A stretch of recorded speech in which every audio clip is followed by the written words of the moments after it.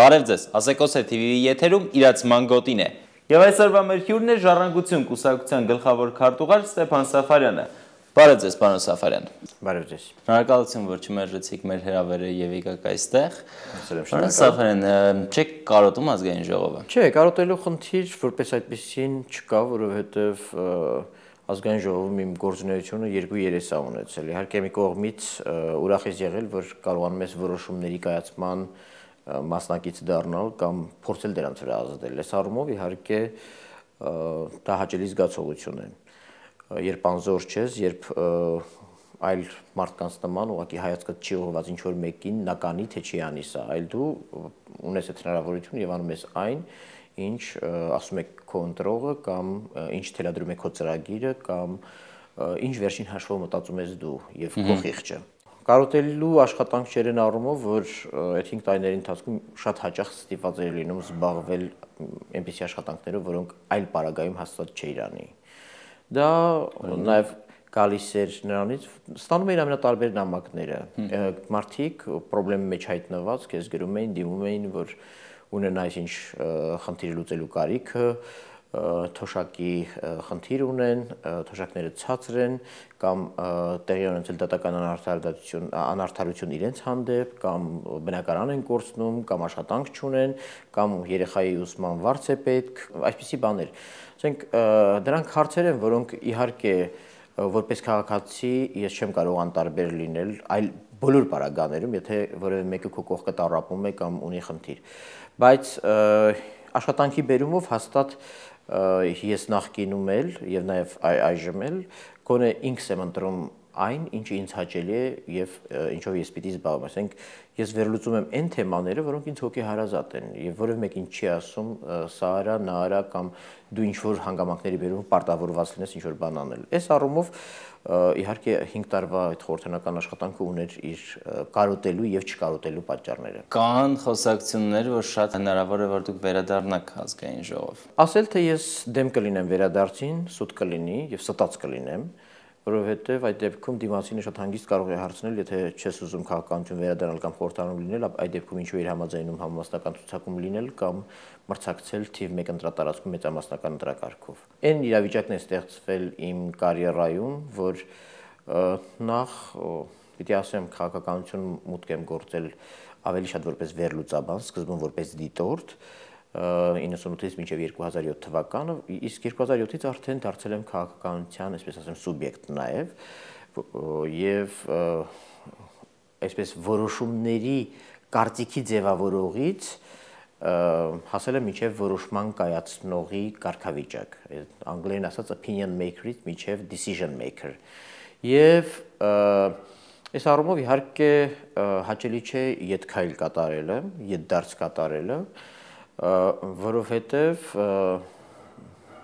կա նաև շարունակելու ցանկություն եւ նաև կա անհրաժեշտություն։ Վերջին հաշվով ես կարծում եմ առավել եւս այն քաղաքական գործիչների համար, ովքեր լուրջ են վերաբերվել խորհրդարանում իրենց աշխատանքին, 5 տարիների կամ 10 տարիների ընթացքում կուտակած փորձառությունը դա մեր երկրի հարստությունն է։ Ես ձեզ անկեղծորեն ասեմ 2007 թվականին, երբ նոր մուտք էին գործել խորհրդարան, իհարկե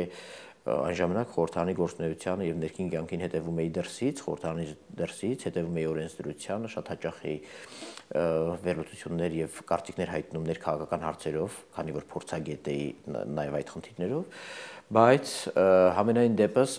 ինքը լինելը խորհրդարանի ներսում եւ փորձ ստանալը դա արդեն արժեք է ոչ միայն իմ համար, դա ոչ միայն դպրոց է իմ համար, այլ նաև դրա արդյունքում, ասենք իմ Մարտիրոսյան Արմենի, պիտի ասեմ, Անահիտ Բախշյանի, Դաշնակցությունից Լիլիթ Գալստյանի կամ Արան Նռանյանի եւ այլ նմանատիպ այլ պատգամավորների պարագայում 5 տարին նաև դպրոց էր կայանալու որպես պրոֆեսիոնալ պարլամենտական։ Ես ճիշտն ասեմ, չեմ խուսափի այս բառը օգտագործել մեզանից յուրաքանչյուրի պարագայում։ Իհարկե չի նշանակում, որ մենք աճելու այլ տեղ չունենք, բայց հավատացեք միջխորհրդարանական դիվանագիտությունից սկսած վեհաժողովներում վերջացրած պարլամենտի ներսում օրենսդրական եւ նաեւ օրենսդրական բնույթի հարցեր մենք չափազանց շատ հմտացանք, չափազանց շատ խորացանք եւ մի տեսակ ճիշտ ասած իմ համար ափսոս է, որ մեր պետության այդ փորձը կարծես թե գոռում է ցավոք սրտի դուրս մնաց խորհրդարանից եւ իրականության մեջ պիտի արձանագրել խորհրդարան մտան հիմնականում չաշխատող պատգամավորները նախկին, չխոսող, ելույթներ չունեցող կամ քիչ ելույթներ ունեցող եւ ուրեմն 1000-ից մեկ իրենց աշխատանքի եկող, ավելի շատ այսպես PR-ի դաշտում գործող կամերաների առջև ուրեմն հասարակությանը երևացող մամուլի ակումբներում եւ այլ դիրքերով քան նրանք, ովքեր հետևողականորեն անգովազդ անում էին այն աշխատանքը, որը պիտի անեին։ Շատ կոպիտ գուցե ձևակերպեմ, բայց ստացվում է, որ ազգային ժողովում աշխատանքային փորձը կարևոր հանգամանք է։ Ցանկալի է։ Ցանկալի է։ Եթե մենք ասենք պարտադիր է, դա կնշանակի որևէ մեկը սկսնակ իրավունք չունի գնալ կամ չպիտի գնա խորհրդարան։ Ամենևին այսօր էլ խորհրդարանում կան բազմաթիվ նոր դեմքեր եւ տա Աստված ժամանակի ընթացքում մենք համոզվենք, որ նրանք նույնպես դարձել են հասարակությանը շատ հայտնի եւ հասարակության խնդիրներին նվիրված, պետության շահերին նվիրված падգամավորներ։ Ինչպես է գնահատում նոր ազգային ժողովը, իհարկե բազմաթիվ բաներ ասիք, ավելի կարծես թե բացասական։ Ես կարող եմ թվարկել մի 30 մարդու անուն, ովքեր գոնե նախկինում, գոնե իմ կողմից 10 հոգի հենց հիմա կարող եմ թվարկել,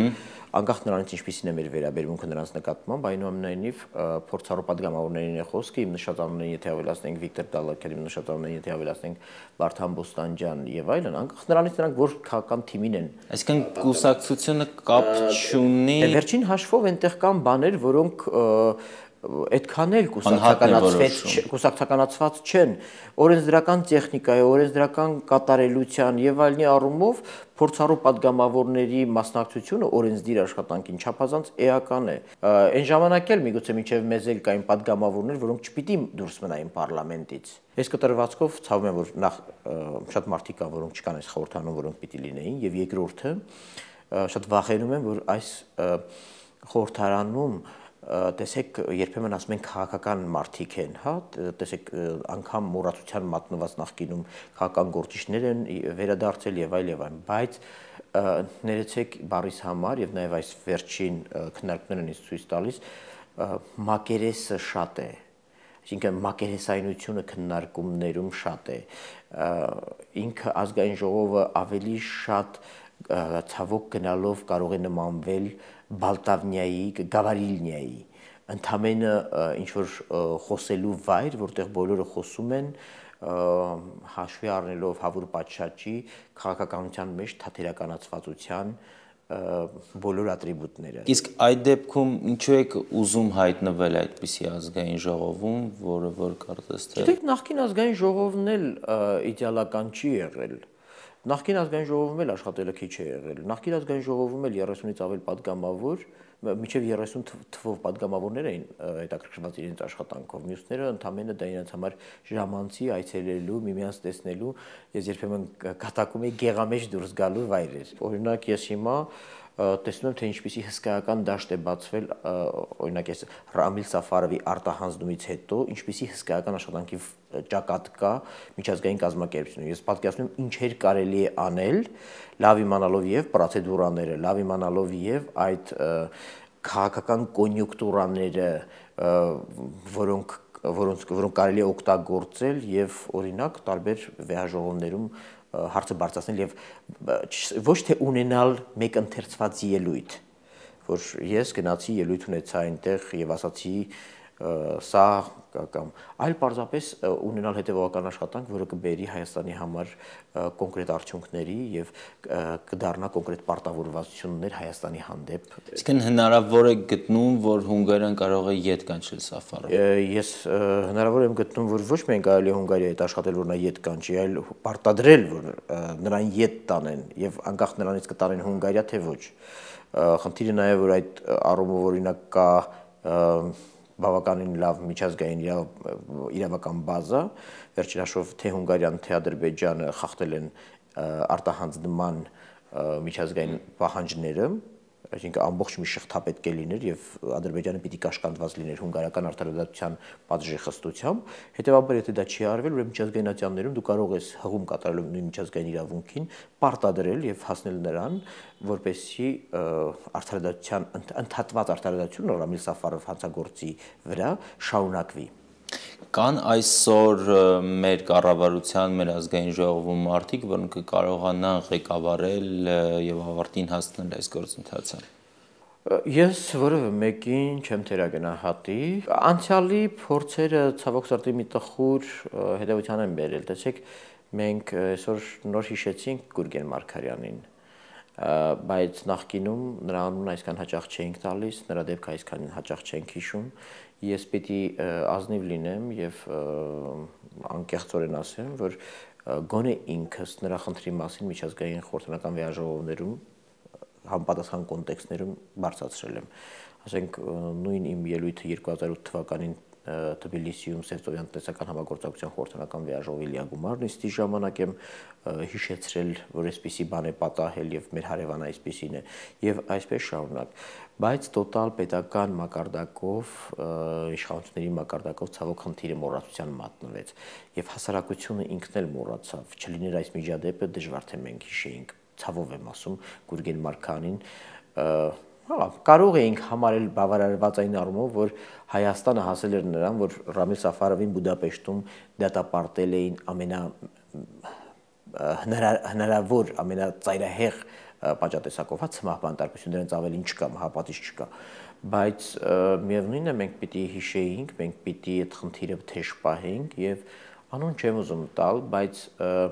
ելույթներից մեկի ժամանակ, երբ ես հարցը բարձրաձայնեցի եւ դա բարձրաձայնեցի նաեւ Ջուղայի Խաչքարերի եւ այլ Ջուղայի Խաչքարերի նկատմամբ բարբարոսության համատեքստում այո, որը իրականացվել է նորից Ադրբեջանի կողմից, երբ ես հիշեցրեցի, որ 2004 թվականին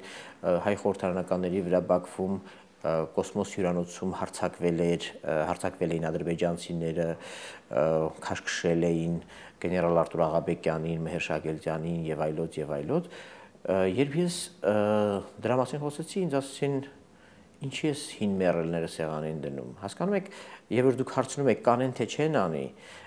եթե գիտակցությունը այն է, որ դա արդեն թաղված խնդրեմ է եւ Գուրգեն Մարգարյանը արդեն հին մեռել է կամ Ջուղայի գերեզմանակարերի տակ պարկած մեր նախնիները հին մեռելներ են եւ պետք չի բերել ժամանակակից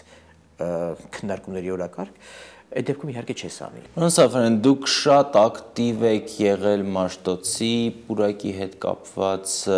դեպքերի հետ եւ կարծես թե այդ պայքարը հասավ իր դրական։ Մաշտոց, Թրջկան, Վիշապի պուրակներ, քաղաքացիական շարժումներ, չկա քաղաքացիական շարժում անցած տարվա ընթացքում, որտեղ ես իմ չափով իմ մասնակցություն ունեցած չլինեմ։ Այդ իսկ պատճառով էլ ինձ հետաքրքիր է ձեր վերաբերմունքը նրան, որ այսօր Երևանը վերածվում է մեծ գովազդային դաշտի, նորանոր պաստառներ, նորանոր ցուցանակներ, որոնք կարծես թե սկզբում ներկայանում են սոցիալական գովազդի նպատակներով, կանանչ Երևան եւ այլն, բայց կարճ ժամանակում տեսնում ենք, որ կոմերցիոն բնույթ են ստանում։ Ինչպես եք վերաբերվում դրան։ Գիտեք, ծայրահեղության մեջ ես ոչ թե ուզում եմ ասել, որ չեն կարող կոմերցիոն գովազդներ լինել